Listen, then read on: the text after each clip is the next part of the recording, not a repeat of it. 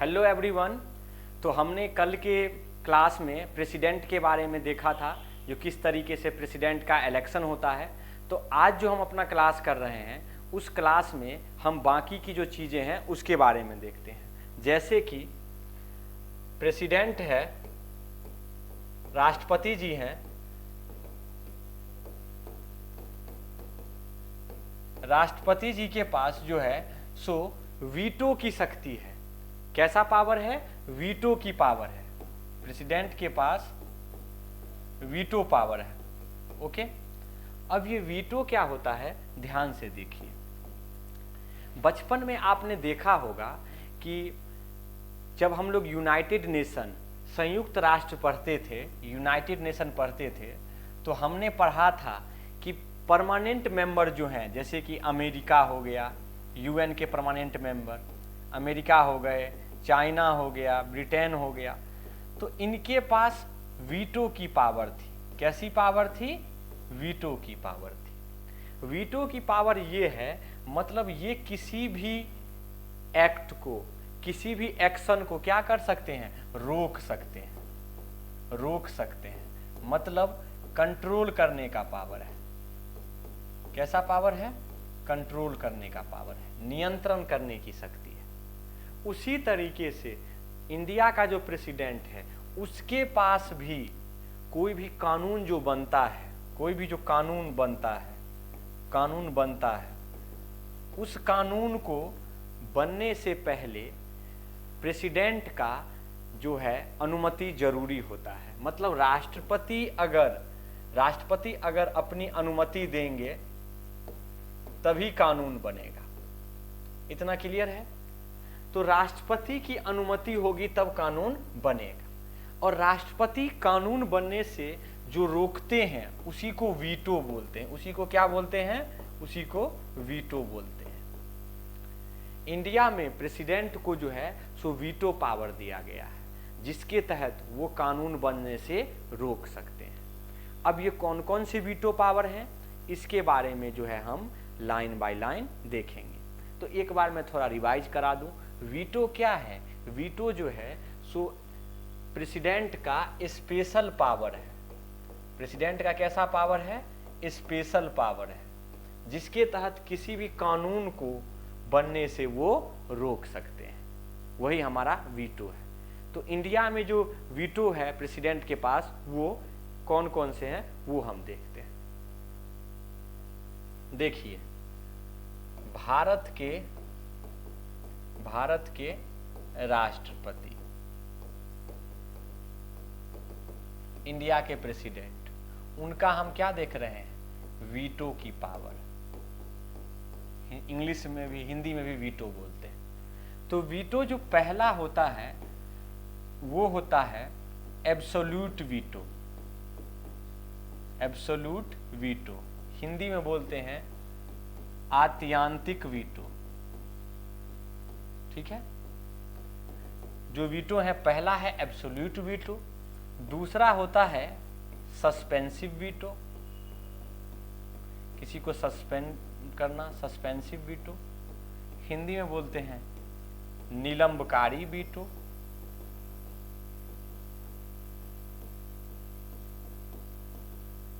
ठीक है? जो तीसरा होता है और अंतिम होता है वो है पॉकेट वीटो। वो क्या है? Pocket veto.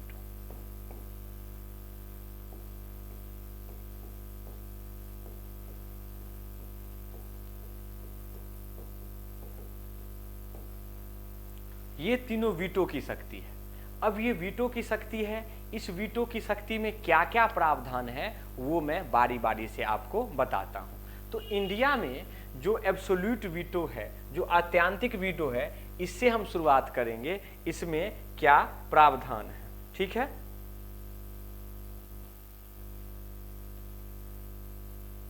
देख लीजिए, इसको इस तरीके से देखना है कि राष्ट्रपति जो है ना, प्रेसिडेंट जो है, वो राष्ट्रपति जो है वो मंत्री परिषद की इच्छा से कोई भी जो है सो कार्य करते हैं। मतलब प्रधानमंत्री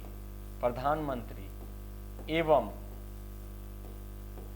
काउंसिल ऑफ मिनिस्टर,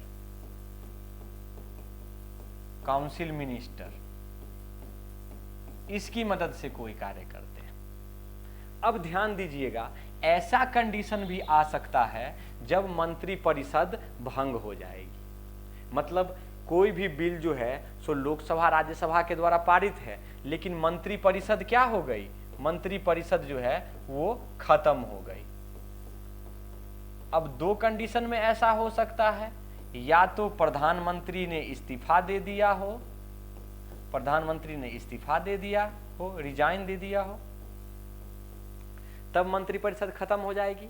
दूसरी कंडीशन क्या हो सकती है, दूसरी कंडीशन ये हो सकती है कि चुनाव आने वाला हो, मतलब लोकसभा का कार्यकाल खत्म हो गया हो, चुनाव आने वाला हो।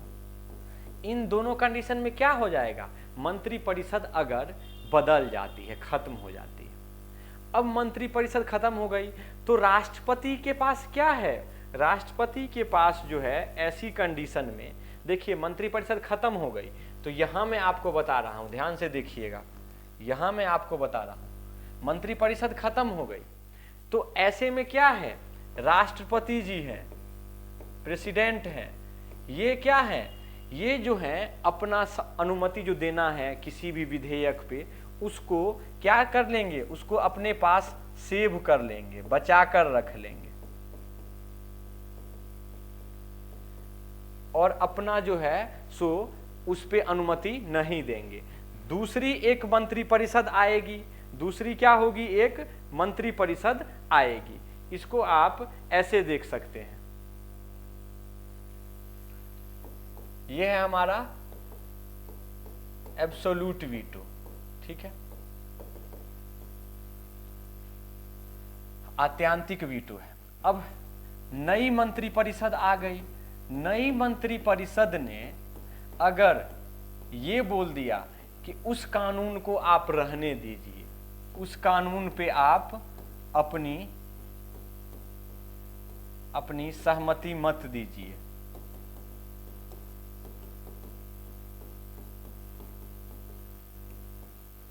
ठीक है ना, तो ऐसे में क्या हो जाएगा, तो ऐसे में जो है वो कानून नहीं बन पाएगा, वो कानून क्या है, नहीं बन पाएगा।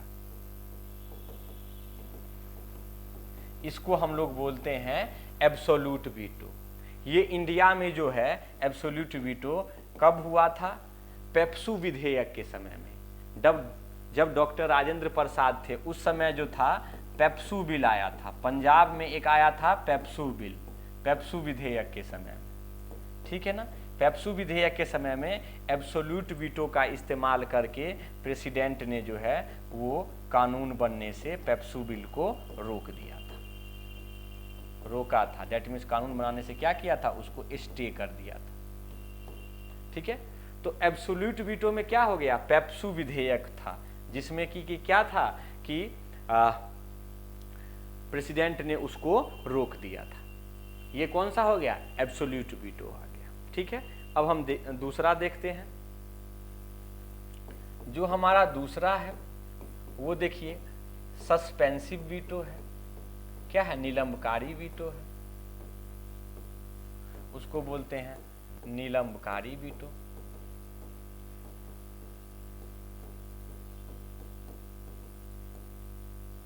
अब ध्यान दीजिए,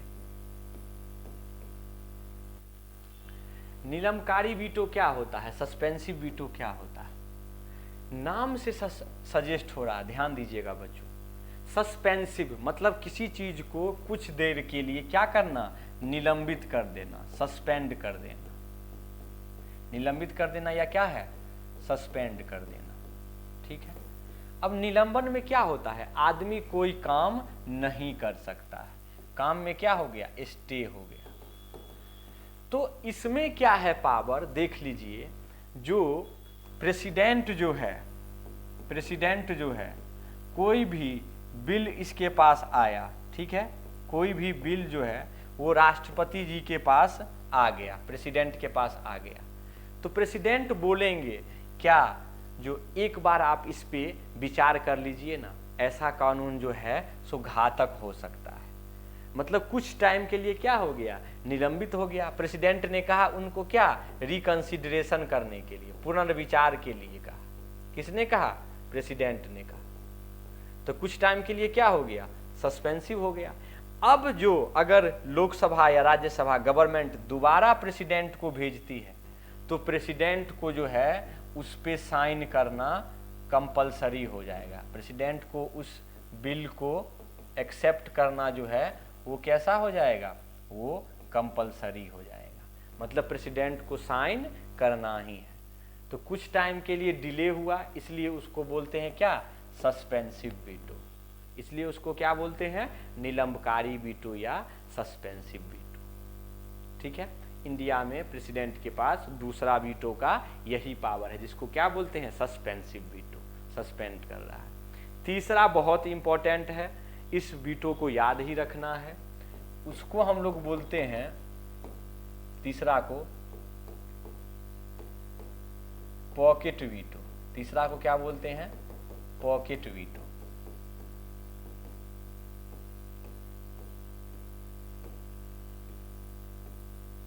अब देखिए ये बहुत ही पावरफुल वीटो है। इसमें क्या है, अब ध्यान दीजिएगा,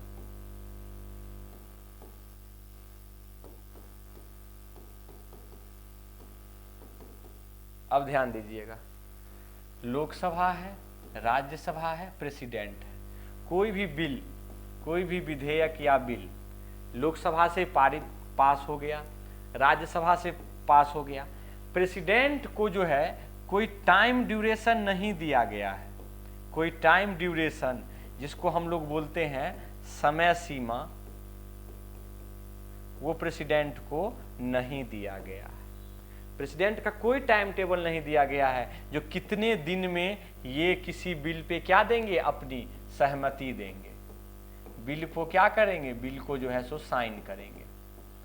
तो ये लोग कहते हैं ना, आपके पॉकेट में, आपके शर्ट के पॉकेट में क्या है, पैसा रखा हुआ है, आप कब खर्च करोगे इसका मालिक ये आप ही जानते हो। पॉकेट में क्या है, पॉकेट में नोट है, लेकिन कब खर्च करना है, कब इसको खर्च करना है, ये केवल वह व्यक्ति ही जानता है। ठीक है, तो प्रेसिडेंट का कोई टाइम ड्यूरेशन नहीं दिया गया है, जो 1 महीने में उस पर सहमति देना है, 2 महीने में सहमति देना है, 6 महीने में सहमति देना है, या 12 महीने में सहमति देना है। तो प्रेसिडेंट का कोई टाइम ड्यूरेशन नहीं दिया गया है। तो ऐसे में ये क्या कर सकता है, इंडिफिनिट टाइम के लिए अपने पास रख सकता है।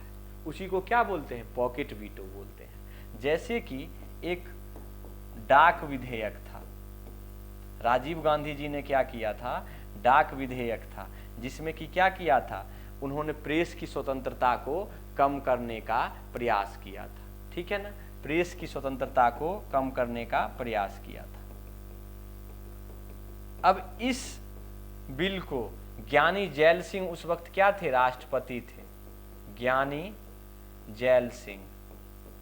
तो ज्ञानी जैल सिंह ने क्या किया, उसको पॉकेट वीटो का यूज किया और बहुत टाइम तक अपने पास क्या कर लिया, संरक्षित कर लिया, उस पर कोई सहमति नहीं दी। ठीक है, कुछ दिनों बाद क्या हो गया, कुछ दिनों बाद हो गया राजीव गांधी जी की सरकार चली गई, राजीव गांधी प्रधानमंत्री नहीं रहे, और उस तरीके से वो क्या हो गया, इंडियन पोस्टल बिल जो है, भारतीय डाक विधेयक, वो धरा का धरा रह गया। इंडियन पोस्टल बिल जो है क्या हो गया, धरा का धरा रह गया। तो पहली बार किसी मतलब स्टे में रह गया। तो पहली बार किसी प्रेसिडेंट ने जो वीटो का इस्तेमाल किया था वो ज्ञानी जैल सिंह थे। और कौन सा वीटो था, पॉकेट वीटो था।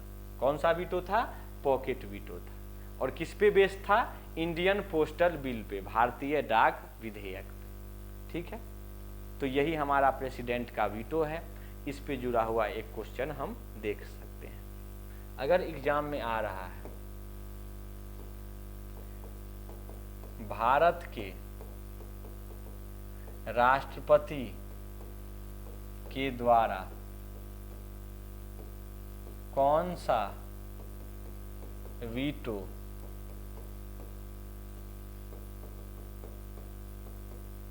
इस्तेमाल हुआ था। ठीक है, तो इसका हो जाएगा आंसर, क्या होगा, पॉकेट वीटो। और अगर एग्जाम में आता है कि किस राष्ट्रपति के द्वारा हुआ था, तो क्या इसका आप आंसर डाल देंगे, ज्ञानी जैल सिंह के द्वारा, इंडिया के प्रेसिडेंट थे ज्ञानी जैल सिंह के द्वारा, और पॉकेट वीटो का इस्तेमाल हुआ था। किस पे हुआ था, भारतीय डाक विधेयक पर, इंडियन पोस्टल बिल पे।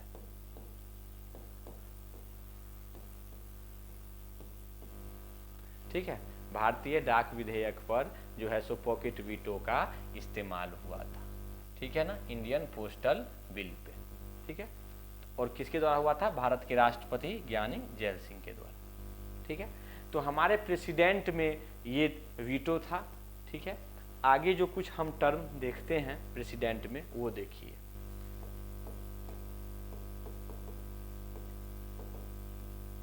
अब देखिए प्रेसिडेंट में ये है कि प्रधानमंत्री की नियुक्ति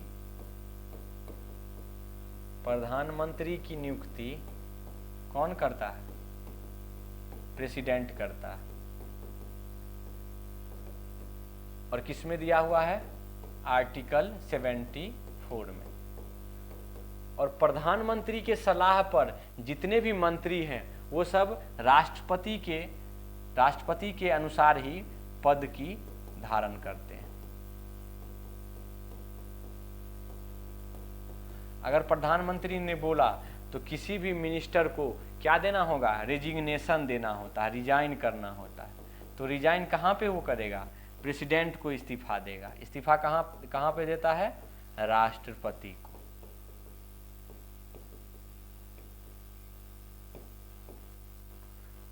कोई भी जो है प्रधानमंत्री वो रिजाइन करेगा तो कहाँ पे करेगा, प्रेसिडेंट को करेगा। प्रेसिडेंट को रिजाइन करेगा तभी कोई जो है सो अपने पद से मुक्त हो सकता है। उसी तरीके से प्रधानमंत्री जो है सुप्रीम कोर्ट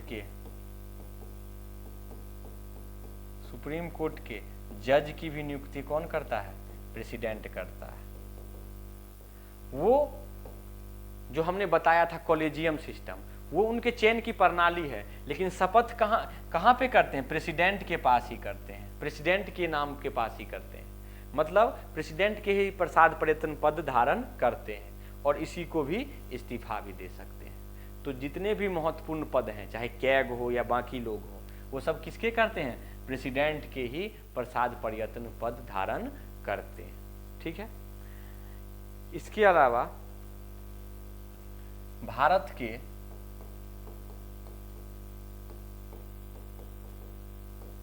राष्ट्रपति की कुछ शक्ति, अतिरिक्त शक्ति, जैसे देखिए, पहला आपातकाल या इमरजेंसी। आपातकाल या क्या है, इमरजेंसी। अब इमरजेंसी देखिए, आपातकाल। अब आपातकाल में क्या लग रहा है, आपातकाल में लग रहा है कुछ अजीब सी घटना हुई होगी, कुछ क्या हुई होगी, कुछ अनहोनी जैसी सिचुएशन हो सकती है। तो ऐसा अगर करना है, आपातकाल है, अनहोनी जैसी घटना है, जैसे कल देखिए, कल क्या था, कुछ दिनों पहले ट्रेन का एक्सीडेंट हुआ है। कहाँ पे, ट्रेन का एक्सीडेंट हुआ है, कहाँ पे, उड़ीसा में हुआ। ठीक है, ये बहुत भयावह घटना थी, 300 लोग के करीब मरे हैं। तो भारत में भी आपातकाल हो सकता है, कहाँ पे, भारत में, इंडिया में इमरजेंसी। अब ये इमरजेंसी कब हो सकता है, बताइए।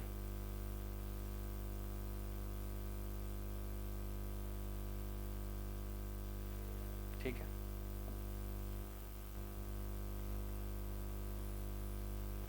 देखिए इमरजेंसी कब हो सकता है। पहला क्या होगा, बाह्य आक्रमण होगा, दूसरी कंट्री कोई आक्रमण करेगी, एक्सटर्नल एग्रेशन, जैसे कि पाकिस्तान ने किया था, चीन ने किया था। 1962 में चाइना ने किया था, 1965 में पाकिस्तान हुआ, 1971 में बांग्लादेश वाली बात हुई थी। तो बाह्य आक्रमण किसने किया था? चाइना के द्वारा हुआ है 1962 में, और पाकिस्तान के द्वारा कब हुआ था? 65 और 71 में। आप देखिए, तो बाहर की कोई कंट्री आक्रमण कर रही है तो वो क्या चाहती है? वो इंडिया के जमीन पे अधिकार चाहती है। कश्मीर हो गया या फिर हैदराबाद हो गया, उस पे क्या करना चाहती है? अपना शासन स्थापित करना चाहती है, अपना अधिकार स्थापित करना चाहती है। कौन सी? बाहर की कोई कंट्री, जो कि पाकिस्तान हो सकता है, चाइना हो सकता है। और पाकिस्तान चाइना जैसी कंट्री जो है, पाकिस्तान चाइना जैसी कंट्री जो है वो क्या करेगी? आक्रमण करेगी। तो ऐसे में क्या होता है? ऐसे में जो है कंट्री में जो है इमरजेंसी लगता है। क्या लगता है? आपातकाल लगता है, जिसका वर्णन किसमें दिया गया है? अनुच्छेद 352 में दिया गया है। वेरी वेरी इंपॉर्टेंट, एग्जामिनेशन के लिए बहुत ही इंपॉर्टेंट है। क्या इंपॉर्टेंट है? आर्टिकल 352, जिसके अंतर्गत क्या है? आपातकाल का प्रावधान है। अभी हम देखते हैं 352 क्या है। देखिए, आर्टिकल 352, इसका मतलब होता है राष्ट्रीय आपातकाल।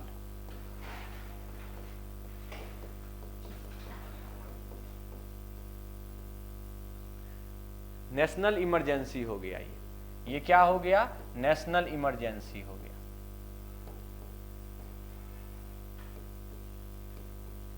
कंडीशन क्या है? एक कंडीशन है एक्सटर्नल एग्रेशन, बाह्य आक्रमण। एक कंडीशन क्या है? एक्सटर्नल एग्रेशन, ठीक है, जिसको हम लोग बोलते हैं बाह्य आक्रमण, ठीक है। दूसरा देखिए, दूसरा क्या होता है? इंटरनल डिस्टरबेंस या आर्म्ड रेबेलियन। बाह्य आक्रमण हमने कह दिया है चाइना या पाकिस्तान ने। अब क्या है? हमारी देश की सेना ने जो है क्या कर दिया? रिबेल कर दिया। हमारे देश की सेना कौन सी है? ये क्या?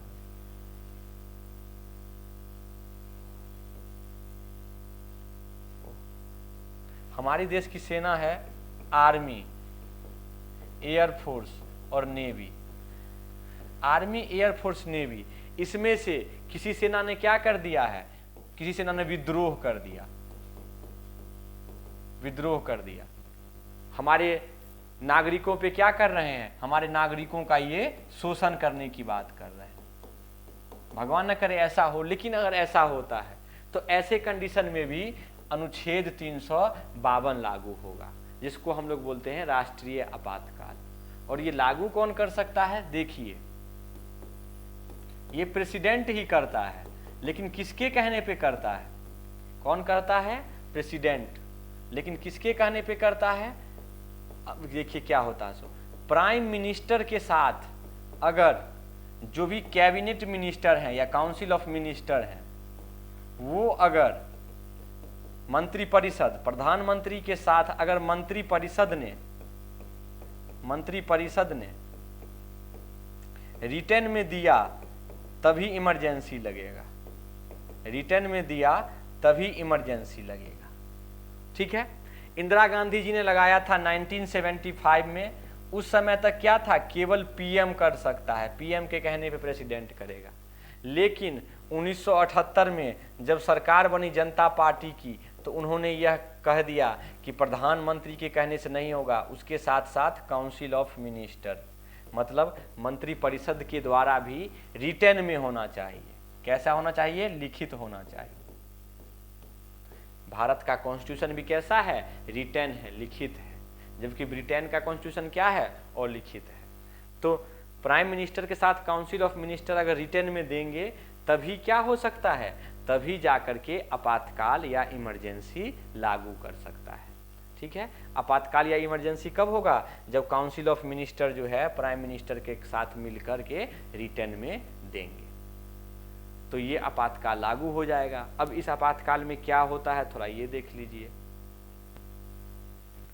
देखिए, सेंटर और स्टेट के रिलेशन में, केंद्र राज्य के संबंध में। इसमें क्या होता है ना, जो राज्य जो है, राज्य जैसे कोई स्टेट जितने हैं राज्य, वो केंद्र के अधीन हो जाता है। मतलब स्टेट जो है, स्टेट कोई भी राज्य, यूपी, बिहार, एमपी, वो क्या हो जाता है, सेंटर के अधीन हो जाता है। मतलब अब राज्य का कानून, बिहार का कानून या विधि व्यवस्था, ये सब की जिम्मेवारी भी कौन लेगा, ये सब की जिम्मेवारी भी सेंट्रल गवर्नमेंट लेगा। मतलब इससे संबंधित जो भी हो गया, पुलिस हो गया, प्रशासन हो गया, स्वास्थ्य हो गया, शिक्षा हो गया, या लोक प्रशासन हो गया, ये सब का जी जो भी इसका जो राइट्स होगा या इसका टैक्सेशन हो गया, कर लगाने की प्रक्रिया हो गई, ये सभी किसके पास चली जाएगी, ये सभी जो है तो सेंट्रल गवर्नमेंट के पास चली जाएगी। और सेंट्रल गवर्नमेंट जो है इसका यूज करेगी स्टेट का। स्टेट के पास कोई पावर नहीं रहेगा। कब? जब आपातकाल लागू होगा। ठीक है, ऑलरेडी इसको लोकसभा राज्यसभा से करना पड़ता है। और इसमें क्या होता है, ध्यान दीजिएगा कि जब बाहरी कोई कंट्री इंडिया पे आक्रमण करती है, तो वैसी सिचुएशन में, जब बाहरी कंट्री इंडिया पे आक्रमण करती है, तो ऐसी सिचुएशन में लोगों के मूल अधिकार, फंडामेंटल राइट जो हैं वो खत्म हो जाते हैं। केवल आर्टिकल 20-21 के तहत जो मूल अधिकार हैं वही बचे रहते हैं। बाकी फंडामेंटल राइट जो क्या हो जाएंगे, रद्द हो जाते हैं। कब? जब कोई बाहरी कंट्री जो है सो आक्रमण करेगी तब। ठीक है, मूल अधिकार क्या हो जाते हैं, रद्द हो जाते हैं जब बाहरी कंट्री आक्रमण करती है। तो ना तो उस वक्त आपके पास ये बात रहेगा कि हमारे पास क्या है, आर्टिकल 15 के तहत डिस्क्रिमिनेशन के अगेंस्ट राइट है या कोई भी अन्य राइट्स। तो कब होता है, जब बाहरी कंट्री आक्रमण करती है। जब सेना ने विद्रोह किया हो, मतलब आर्म्ड रेबेलियन, जिसको बाद में बदल के क्या कर दिया गया, आंतरिक सुरक्षा, इंटरनल डिस्टरबेंस।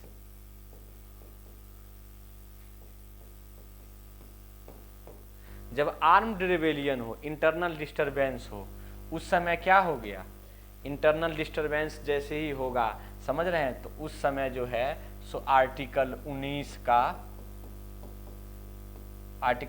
को रद्द नहीं किया जाएगा। मतलब ये कैंसल नहीं होगा। आर्टिकल 19 में ऐसा है क्या, तो आपको मैंने बताया था, इसी में क्या है, freedom of speech and expression है, बोलने की और विचार व्यक्त करने की आज़ादी है। Freedom of speech and expression है। राइट टू मूव फ्रीली है, कहीं भी आप जा सकते हैं। You can go to anywhere. Right to move freely in the India. ठीक है ना। फ्रीडम ऑफ प्रेस भी इसी के अंतर्गत आता है। तो जब सेना विद्रोह करेगी तो ऐसा नहीं होगा। तो ये कब होता है, ये सब होता है 352 में। ठीक है। दूसरा जो होता है वो होता है राष्ट्रपति शासन, 356। दूसरा क्या होता है, राष्ट्रपति शासन 356। अब इसमें क्या होता है, जैसे कोई राज्य है, जैसे मान के चलिए बिहार एक राज्य है, यहाँ पर 243 विधायक है, 122 अगर लोग सपोर्ट करेंगे तब कोई मुख्यमंत्री बनेगा। ठीक है। अब क्या हुआ, किसी को बहुमत नहीं मिला, एक पार्टी को आया 75 सीट, दूसरे को 40 आया, तीसरे को आया कुछ 60-80। कोई एक दूसरे से अलायंस नहीं करती है, गठबंधन नहीं करती है, गठबंधन नहीं करती एक दूसरे से गठबंधन नहीं करती है। तो ऐसे कंडीशन में बिहार में क्या हो जाएगा, राष्ट्रपति शासन लागू हो जाएगा। क्या हो जाएगा, प्रेसिडेंट रूल लागू हो जाएगा। ठीक है। या कभी कभी ये भी होता है, जब कोई भी राज्य क्या करेगा, देश विरोधी भावना को, ठीक है ना, एंटी नेशनल एक्टिविटी को बढ़ावा देगा। जैसे कि क्या होगा, कम्युनिटी पे अत्याचार हो जाएगा। जैसे कुछ दिनों पहले वेस्ट बंगाल में क्या हुआ था, इलेक्शन के बाद, वेस्ट बंगाल में इलेक्शन के बाद जो है सो वोटरों को मारा पीटा जा रहा था। अभी जो मणिपुर में स्थिति है, मणिपुर में क्या हो रही है, मणिपुर में, ये करंट में भी आप पढ़ सकते हैं, मैतेई एक कम्युनिटी है, मैतेई एक कम्युनिटी है, MATEI, मैतेई एक कम्युनिटी है। इस कम्युनिटी को मणिपुर की हाई कोर्ट ने जो है सो क्या दर्जा दे दिया, शेड्यूल्ड ट्राइब्स का, ST कम्युनिटी का, आदिवासी अनुसूचित जनजाति का दर्जा दे दिया। इससे बाकी की जो वहाँ जाति है, कुकी और नागा, वो इसको क्या कर रहे हैं, हिंसा कर रहे हैं। तो मणिपुर में भी अभी क्या हो सकता है, राष्ट्रपति शासन लागू हो सकता है। कैसे लागू हो जाएगा, वैसे ही हमारे गृह मंत्री वहाँ गए हैं, अगर वहाँ के गवर्नर, राज्यपाल रिटर्न में देते हैं तो भारत के PM जो हैं वो प्रेसिडेंट को कह के वहाँ पे राष्ट्रपति शासन लागू कर सकते हैं। कहाँ पे, मणिपुर में, जहाँ पे हिंसा की बात हो। तो वैसे में क्या होगा, वहाँ का जो है सरकार वो इनएक्टिव हो जाएगी और गवर्नर के जरिए भारत की सरकार ही वहाँ पे रूल करेगी। तो हमारे प्रेसिडेंट में यही सब हो गया। इससे जुड़े हुए क्वेश्चन भी हम कर लिए हैं और हम कुछ क्वेश्चन जो है सो करेंगे, ठीक है। तो प्रेसिडेंट हमारा वो हो गया, इससे जुड़ा हुआ 1-2 क्वेश्चन कर लेते हैं, तब हमारा प्रेसिडेंट पूरा हो जाएगा। जैसे राष्ट्रीय आपातकाल किस अनुच्छेद में है,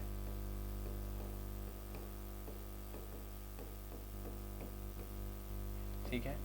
एक हो गया 352, बी हो गया 354, सी हो गया 356 या डी है 360। तो राष्ट्रीय आपातकाल कब होगा, 352 होगा इसका आंसर, ठीक है। ये 1 नंबर में आ सकता है। उसी तरीके से एक होता है राष्ट्रपति शासन। राष्ट्रपति शासन किस आर्टिकल में है, बताइए आप लोग।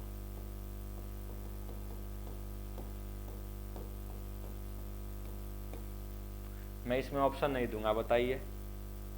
प्रेसिडेंट रूल किस आर्टिकल में है, बताइए। इसका आंसर हो जाएगा 356, ठीक है। इसी तरीके से एक लास्ट क्वेश्चन है, इसको आप क्वेश्चन से ही समझिए। एक होता है वित्तीय आपातकाल।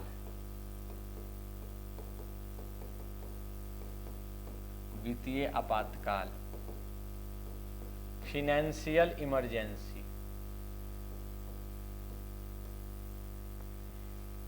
जब देश में आर्थिक संकट आ जाए, इकोनॉमिक क्राइसिस आ जाए, जैसे कोरोना में एक संकट था ना, उसी तरीके से आर्थिक संकट आ जाए, मतलब क्या हो जाए, जब वस्तुओं का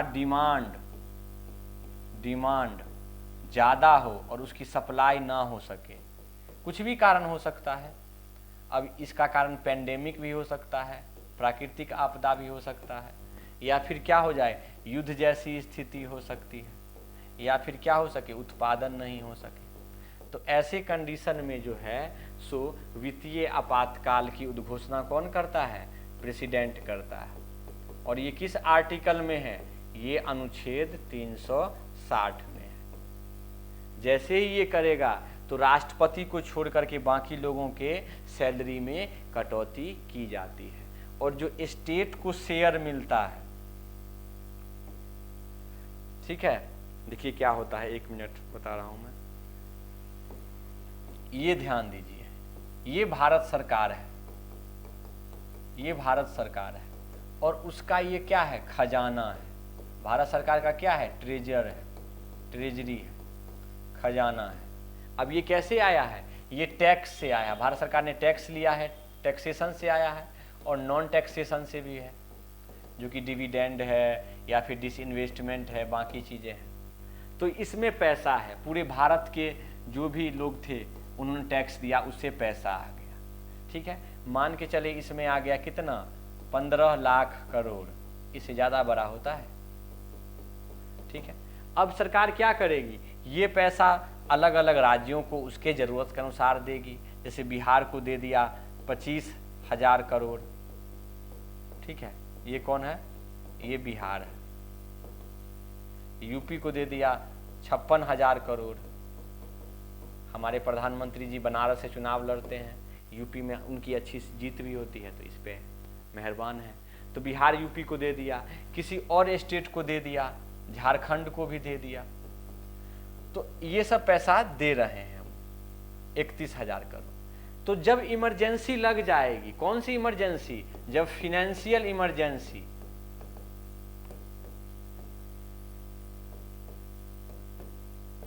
वित्तीय आपातकाल होगी, तो उस समय क्या होगा, जैसे ही वित्तीय आपातकाल होगी, सरकार जो है वो राज्य के शेयर वाला पैसा अपने पास रख लेगी। बिहार को जो 25,000 दी, यूपी को 56,000, झारखंड को 32,000, ये सारा पैसा भारत सरकार अपने अंडर रख लेगी। भारत सरकार अपने पास रख लेगी और अपने अकॉर्डिंग स्टेट को देगी जरूरत के अनुसार। स्टेट का जो टैक्स से जो रेवेन्यू है वो कहाँ पे चला आया, भारत सरकार के पास आ गया। स्टेट का जो टैक्स का पार्ट है वो कहाँ आ गया, भारत सरकार के पास आ गया। ये किस में है, आर्टिकल 360 में है।